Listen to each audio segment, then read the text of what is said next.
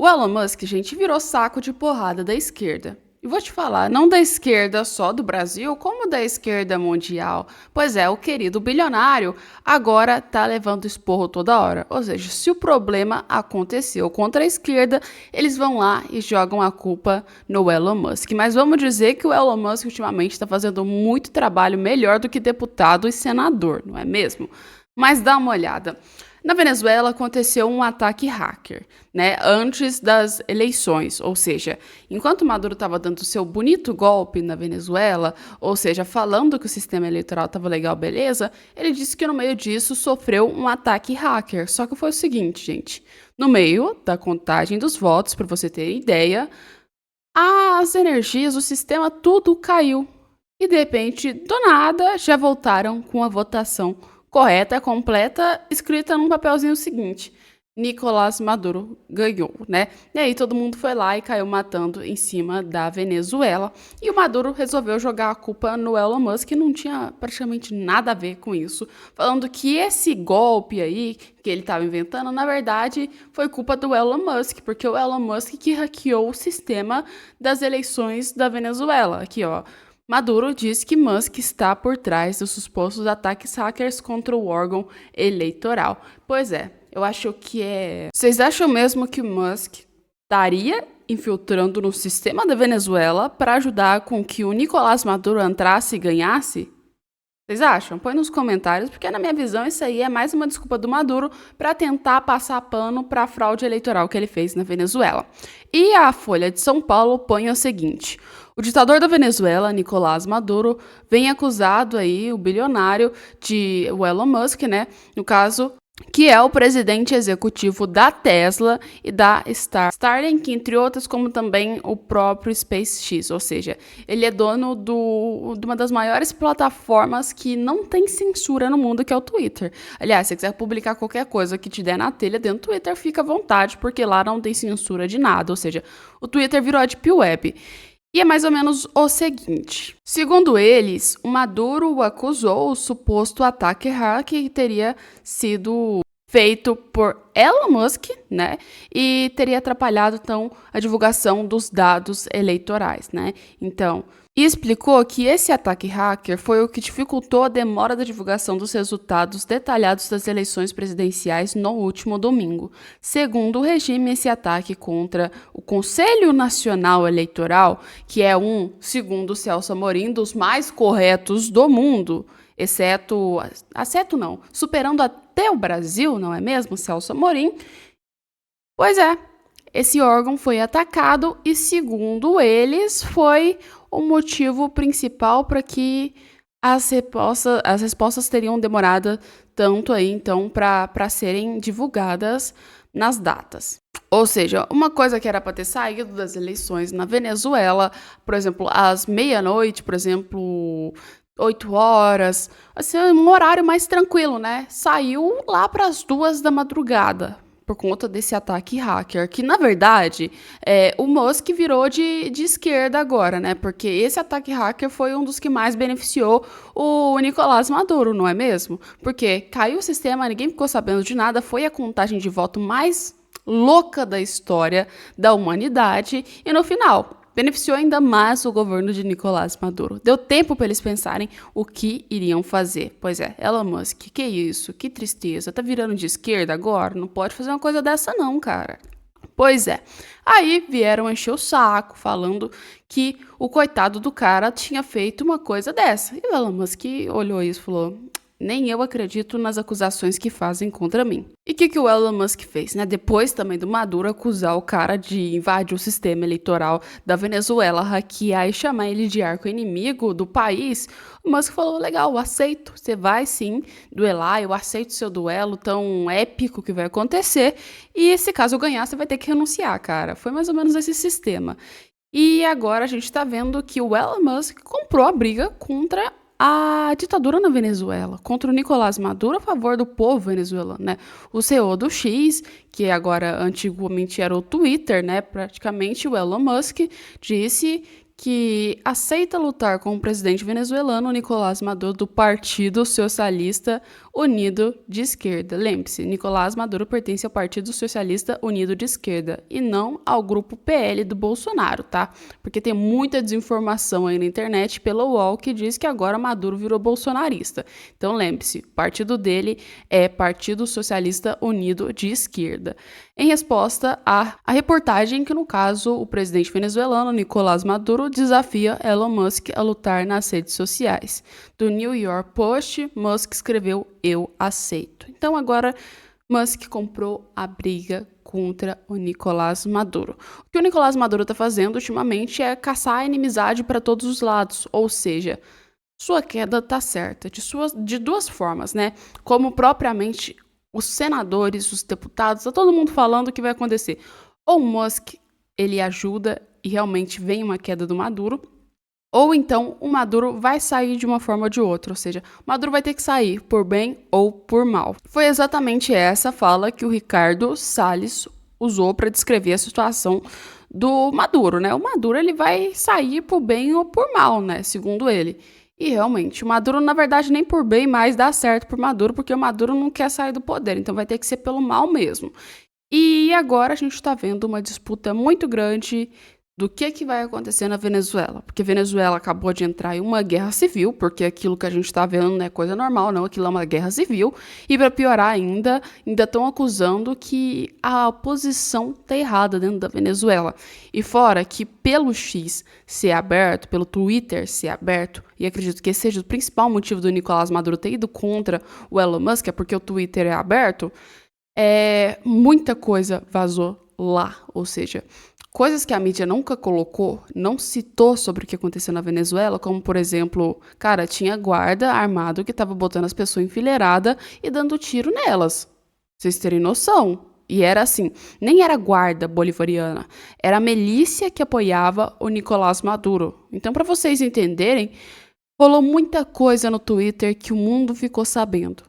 E querendo ou não, isso aí não foi nem um pouco bom para o Nicolás Maduro, já que se ele foi pela democracia, pela liberdade, por que tem milícia do lado dele? E além disso também a guarda bolivariana está atacando as pessoas, os cidadãos dele, ou seja, isso é uma democracia?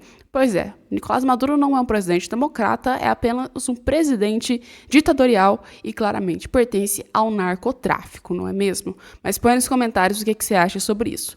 E a gente vai falar sobre outro tema polêmico também, tá? Então fica aí que hoje só tem tema polêmico. E o último que vocês vão ter que ficar aqui, né?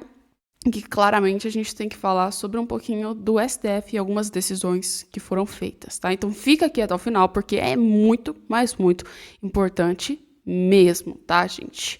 E assim, como o Maduro falou que se caso ele não ganhasse ia ter um banho de sangue, pois é, o presidente Lula também citou uma coisa mais ou menos assim, né? Só que ele foi mais sutil, não é mesmo? Olha aqui, se ficar claro que a extrema-direita pode voltar, eu não vou deixar. E se não vou deixar, eu não vou deixar de vou concorrer corretamente e vou contra a extrema-direita e provavelmente vou ganhar porque eu vou me dedicar para ganhar e o povo vai votar em mim, ou vai ser nível Maduro mesmo? Como é que vai ser isso aí, Lula? Você não deixou muito claro pra gente, poderia dar uma explicação melhorzinha. Suas falas ultimamente estão tão com duplo sentido, cara. Poderia deixar umas coisas mais fáceis pra gente entender, porque toda hora dá pra ver aí que tem assim, né, um contrapeso e um peso para suas falas. E também, né, quem publicou, colocou os seus depoimentos importantes. Olha, temos que ver e ter, né, que ser maduros e enfáticos ao criticar o governo petista. Um alerta também à postura de muitos veículos de imprensa que passam pano para declarações como essas, que verdadeiramente contrariam os princípios democráticos e que ocorrem constantemente nessa gestão, tá, gente? Essa declaração é grave e é mais uma das dezenas de indícios de que o petismo e seus aliados têm planos exclusivos de manipulação de poder, e essa é a postura verdadeira do antidemocrata. Pois é. Galera, o cara que publicou isso, tá aí o perfil dele, não fui eu que disse, mas concordo com o que ele disse, que são uma passagem de pano grande, porque vocês viram. Vou nem dizer do que é a Globo, eu botei num vídeo anterior para vocês, Enquanto o Alckmin, o Alckmin estava no Irã, ninguém entendeu por que que o Alckmin estava no Irã e ninguém estava sabendo que o Alckmin estava no Irã. Só ficou sabendo porque deu uma coisa muito errada, o cara morreu junto com o Alckmin lá dentro do coisa, né? E aí o líder do Hamas sendo morto passou na TV do Teherã. E aí todo mundo descobriu que o Alckmin estava no Irã. Então foi uma coisa meio estranha. Mas depois que a Globo deu depoimento e outros jornais também deram depoimentos, você viu quanto foi descachado, né, gente? Olha, chegaram e falaram: ó, esse cara aí, o líder do Irã, ele foi tão resiliente porque os filhos dele foram assassinados e os netos, e ele não ligou. Foi mais ou menos isso. E ele tem uma resiliência maravilhosa. Além disso, ele sempre quis trazer a paz para Israel. Pois é, né? Uma ironia grande. O cara vai lá, é parte de um dos membros que ataca Israel e agora ele vai trazer a paz para Israel. Pois é, que lindo e como ele é uma pessoa do amor, não é mesmo? Ele é aí o pai dos pobres e ajuda os palestinos. É o Lula da Palestina, gente. Mas o que acontece, né? Vamos voltar ao assunto que a gente sai um pouquinho do tema. Fizeram tudo isso, passaram um pano pra caramba e depois ainda, né, colocaram um cara como se ele fosse, assim, estrondosamente um rei, como se ele fosse uma pessoa que realmente, né, fosse digna, uma pessoa que tivesse feito muito pela população da Palestina, né, e tivesse colocado Israel como se fosse o grande mal. Então, resumindo, vocês viram um clima de velório na hora que as pessoas estavam falando sobre isso. Foi uma coisa horrorosa. E a passagem de pano continua cada vez mais. O único fato que eu tenho que admitir é que a Globo não conseguiu passar pano pro Maduro, porque aí também já era demais, né? Aí já tava num nível estrondoso de passagem de pano. E já que a gente citou nisso, de Irã, entre claramente o Líbano, Israel e faixa de Gaza, vai o conselho para os brasileiros, tá bom?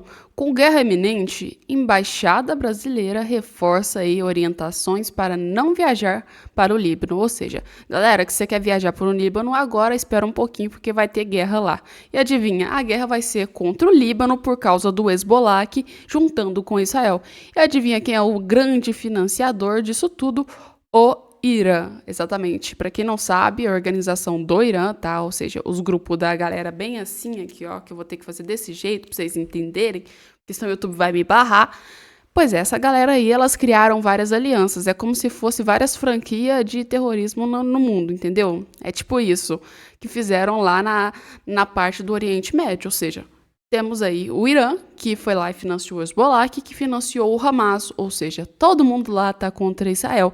E como se a guerra não bastasse, a gente teve da faixa de Gaza contra o governo de Israel. E aí tá legal, tá beleza? Tivemos essa guerra louca que aconteceu, né? Que do nada Israel tava de ruim e depois o povo ficou com raiva da faixa de Gaza, depois virou uma bagunça de novo e agora a guerra tá mais ou menos assim. Israel conseguiu fechar grande parte do país da faixa de Gaza, tá? Começou pelo norte, já tá chegando no sul, e a guerra lá meio que estagnou. Não tem mais o que o governo de Israel fazer lá dentro, principalmente por parte de ajuda humanitária e outras coisas nesse sentido, porque ainda tem uma galera que é da Palestina que tá lá e não tem para onde fugir e outras coisas nesse sentido. E claramente o Hamas ficou aí, grande parte deles estão sendo eliminados. Muitos, fora até mesmo da faixa de Gaza, como aconteceu agora no Irã, onde o Alckmin estava junto com esse líder do Hamas, tá? Mas o que aconteceu? A guerra com a faixa de Gaza deu uma estagnada boa entre Israel. Só que quando a guerra estagnou, o Líbano resolveu defender, no caso aí, a faixa de Gaza e começou a atirar para o norte de Israel. Ou seja, o Hezbollah, que é uma organização que vocês sabem dessa galerinha assim, né? Começou a atacar agora Israel. E o governo do Líbano, ele é conivente, ou seja, o governo do Líbano vê tudo isso acontecendo e fala: isso aí, meu querido, vai lá e ataca mesmo o governo de Israel. E foi assim que aconteceu, né? O governo é conivente, Israel falou assim: você tá doido? Vocês são coniventes com isso? O que eu vou fazer? Eu vou atacar vocês também, uai. Vocês estão coniventes, significa que então vocês estão apoiando essa palhaçada toda. Então Israel atacou o Líbano atacou Israel, e Israel atacou de novo. E dessa vez o bombardeio foi bem pesado e virou um cauzinho lá no lado do Líbano, gente. O que acontece também é que quando o Líbano foi atacar, o Israel tem um sistema aéreo antimísseis que deu uma maneirada na situação, tá, gente?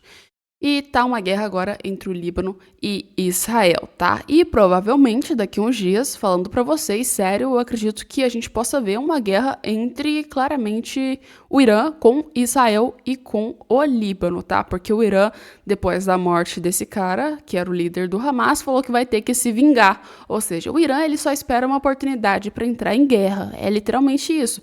Há poucos dias atrás, o Irã deu a telha de querer ameaçar a Argentina, gente. Olha a distância que tá a Argentina do Irã. O que a Argentina tem a ver com o Irã? Vocês estão entendendo? O Irã, ele gosta de caçar conflito pelo mundo. É tipo isso. É tipo aquela pessoa encrenqueira que tá todo mundo de boa ali na paz, comendo ali, tranquilinho na mesa, e ele vai e traz uma memória de 4.000 anos atrás e quer brigar com as pessoas por causa disso. É isso, é o Irã, gente. Mas não viajem para o Líbano, porque o Líbano não tá numa situação muito boa. Fica quietinho aqui no Brasil, que eu acho que a gente não tá também numa situação muito boa, mas a gente tá melhor do que o Líbano. Então, fique quieto no Brasil e fique muito esperto, porque talvez, se acontecer uma guerra aqui, a gente tá num lado meio lascado.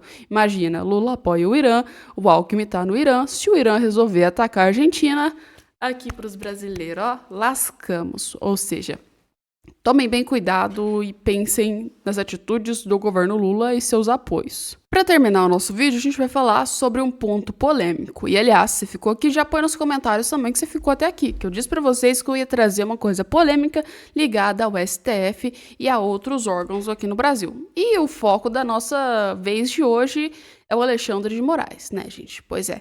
O que aconteceu? O Alexandre de Moraes, ele pediu que fosse... Ele pediu, não, ele ordenou, né? A diferença é essa, tá? O depoimento do delegado do caso Marielle Franco. Para quem não sabe, o caso Marielle Franco foi aquele caso polêmico da vereadora, tá? Primeiro que depois foi assassinada e virou um caos imenso, porque a galera foi lá e tacou o treco pro lado do Bolsonaro, e o Bolsonaro não tinha nada a ver com a situação. Aí depois descobriram que tinha um cara que era, na verdade, de esquerda que estava envolvido no meio disso, e que, na verdade, a moça, a gente pode dizer assim, morreu por bobeira, foi literalmente por coisa boba, e no final a gente viu que foi uma palhaçada esse caso, e assim, enrolou, a justiça teve uma problemaiada que tava acusando gente errada, e depois descobriu quem era o cara, e virou um caos por completo, e agora esse delegado, ele vai ter que fazer o depoimento, ou seja, o Alexandre de Moraes chegou e falou, faz o depoimento, cara, faz essa porra desse depoimento, agora.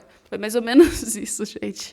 E assim, o jornal ele põe o seguinte, ó, ministro Alexandre de Moraes, do Supremo Tribunal Federal, né, determinou que a Polícia Federal, o depoimento do delegado Geniton Lages no prazo de 10 dias, tá? Essa ação faz parte do inquérito de investigação de uma suposta obstrução da investigação relacionada ao assassinato da vereadora Marielle Franco. Vou explicar para vocês agora o que deu mais ou menos o que aconteceu no caso da Marielle, do jeito fácil para vocês entenderem, para quem tá perdido, ó. Vamos lá, pegar as imagens. Essa é a Marielle Franco, tá? A mulher era vereadora e tinha uma área que tava morando pessoas de baixa renda, e nessa área tinha uma outra galera que queria desocupar essas pessoas de baixa renda, ou seja, os pobres, e mandar essas pessoas para qualquer lugar, mas menos que fosse naquela área. E a Marielle Franco, ela estava brigando para que, no caso, essas pessoas continuassem lá, porque era um direito delas, né? E o que acontece? Esse cara, essa persona não grata que praticamente estava fazendo isso, era o Chiquinho Brasão, tá, gente? Aí virou um caos imenso, né? O Chiquinho Brasão, ele é do Bolsonaro, ele não é do Bolsonaro, o que tá acontecendo com o Chiquinho Brasão? Pois é, gente, o Chiquinho Brasão, ele é o seguinte, ele é um cara onde ele e o partido dele fizeram campanha pra Dilma e pro PT, então eu acho que bolsonarista, raiz, ele não é, e nem Bolsonaro, né? E o que acontece? Esse Chiquinho Brasão, ele queria construir um resort, ou seja, de luxo naquela área. E como a Marielle estava botando pressão, falando, não vai fazer isso, cara, tu vai ficar quieto na sua, porque essas pessoas precisam dessa área, porque elas estão desabrigadas, o cara falou, ó, vamos sumir com ela. Foi mais ou menos o seguinte.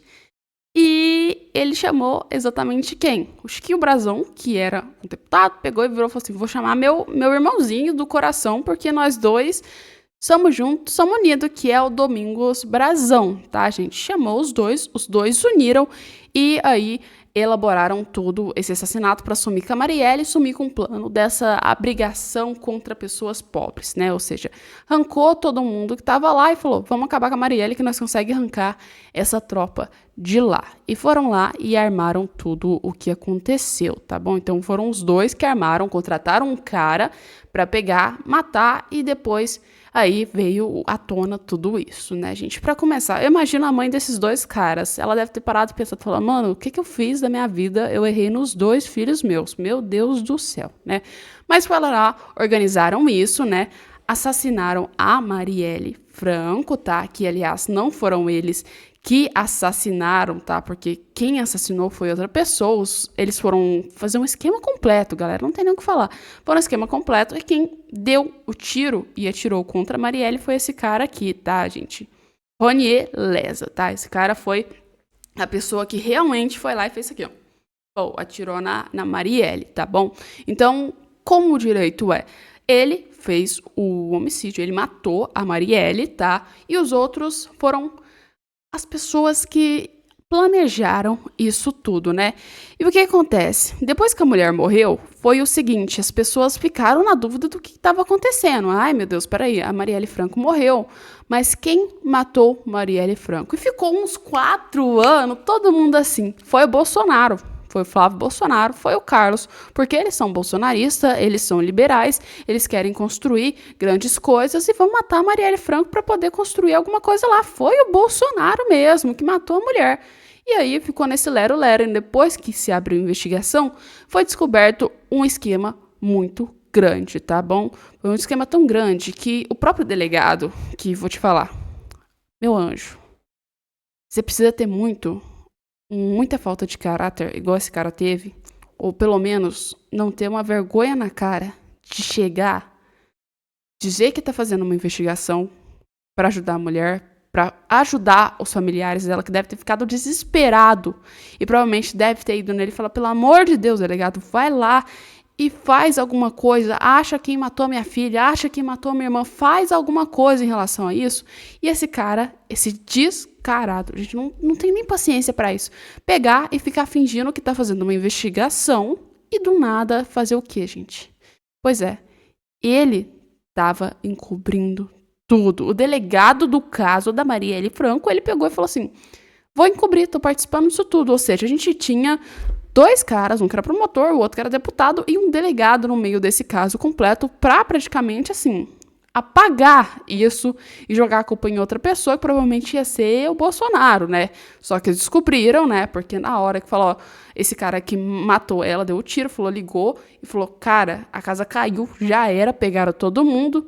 Aí o cara perguntou e disse assim, vocês pegaram também o delegado? Vocês também pegaram ele? Pois é.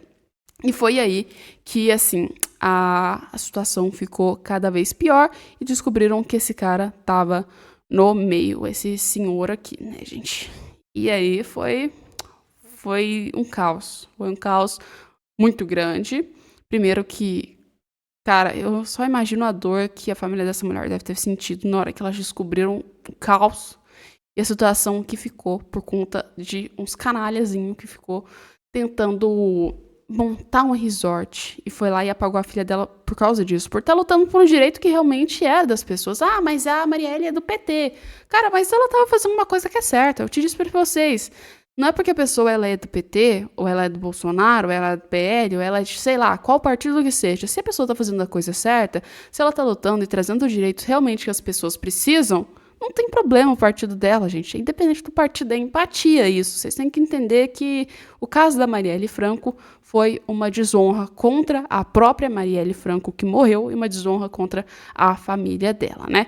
E agora o Alexandre de Moraes pegou e fez o seguinte, está pedindo o depoimento desse delegado, ou seja, para ele contar o que aconteceu, né? E a gente tem esse caso, então, da Marielle Franco voltando à tona novamente. Teve um tempo que ele ficou meio apagado, as pessoas esqueceram disso, e teve uma época que o caso voltou em extremo. Só que agora o caso está voltando de novo, vai ter mais depoimento, e acredite eu que vai sair muita coisa mais suja ainda da boca desse cara, de todo mundo. Vocês vão ver que vai descobrir muita coisa que vai ser um probleminha e que vai expor muita gente com esse caso da Marielle Franco.